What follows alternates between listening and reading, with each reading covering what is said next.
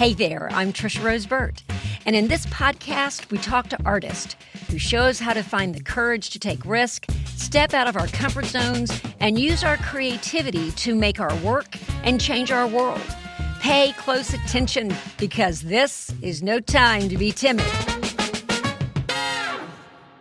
What does the World Cup have to do with creativity? That's the question my husband asked me as we were driving to Boston to see the Paraguay Germany game. And I said I was going to use the experience as podcast content.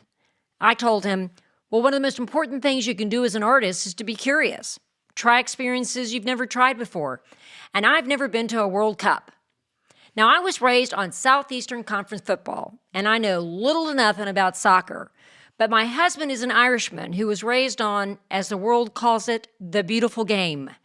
With the World Cup in our backyard, my husband was not about to miss the chance to see a match.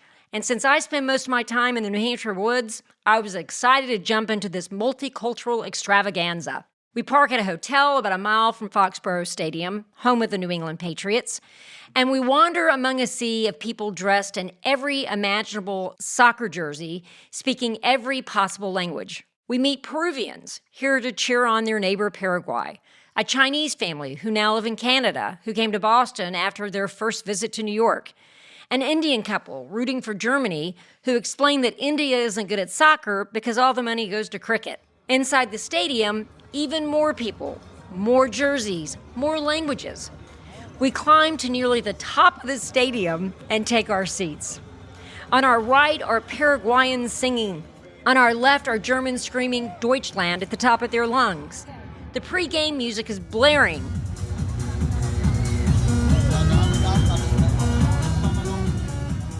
Gigantic screens are all over the stadium. They flash World Cup data, including player power rankings, which I assume are ways to evaluate the players.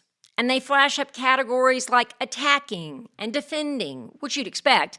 And then suddenly they flash up creativity. And below that word, a list of 3 players from each team. And I think, what the heck? The World Cup actually ranks soccer players by their creativity. I had to look up what a creativity power ranking measures. It's amazing how much it aligns with what we do as artists and entrepreneurs. It measures a player's ability to use vision and execution to overcome challenges and progress the ball towards the goal. That includes completing difficult, high-risk passes, creating chances to score, making progress down the field, and originality, the ability to choose unpredictable solutions that catch the defense off guard rather than making safe, standard passes. Apparently in the World Cup, the riskiest thing you can do is play it safe. Literally, they were living the manifesto. Although in the case of the World Cup, I'm not sure teams view failure as their friend. There is something spectacular about seeing a live performance, whether it's soccer or theater or music. You feel the energy and the emotion. I start tearing up when I hear the national anthems, and I have no attachment to these 2 countries. But the fans are singing their hearts out, bursting with pride.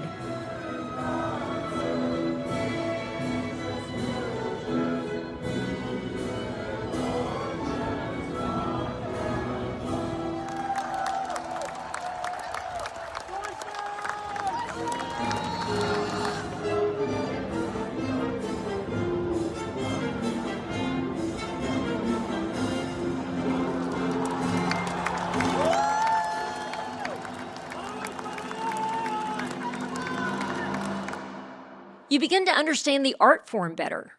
I've seen a million soccer matches on TV. I'd only seen it live once, and that time we were too close to the pitch to get an overall view.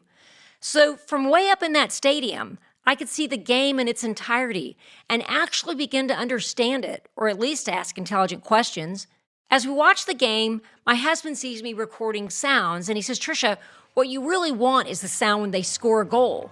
And he offers to be in charge of that. And damned if he doesn't catch great audio when Paraguay scores.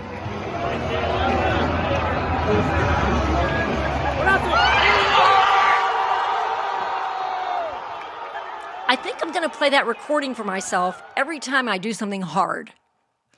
Now, you may have seen the game on TV or read about it, and if you did, you know it was literally one for the record books. Germany is supposed to dominate Paraguay, but regulation play ends with an even score, so they go into overtime and then into penalty kicks. Penalty kicks are excruciating, even if you have no skin in the game. My nerves are shot as these men line up under unbelievable pressure in front of 64,000 people, their national pride at stake, all their training and discipline and hard work on the line. The tension is insane. Now, I started this game with no allegiance to either team, but as the game continued, I'm for Paraguay because they're the underdog, and I start to relate to them. I want to know that I can go up against a 4-time World Cup winner and beat the odds too. That if I show up, believe in myself, and practice my creativity daily, that I can make an impact. And if I have community, I know I will have courage. In a seismic upset, Paraguay wins. The crowd goes wild. And there's hope for us all.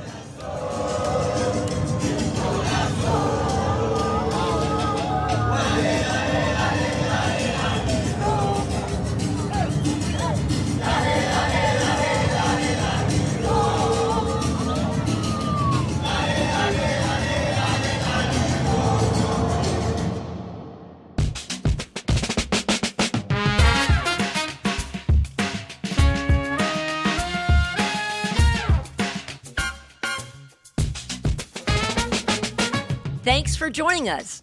And hey, if you have a minute, please check out my TEDx talk that's now live.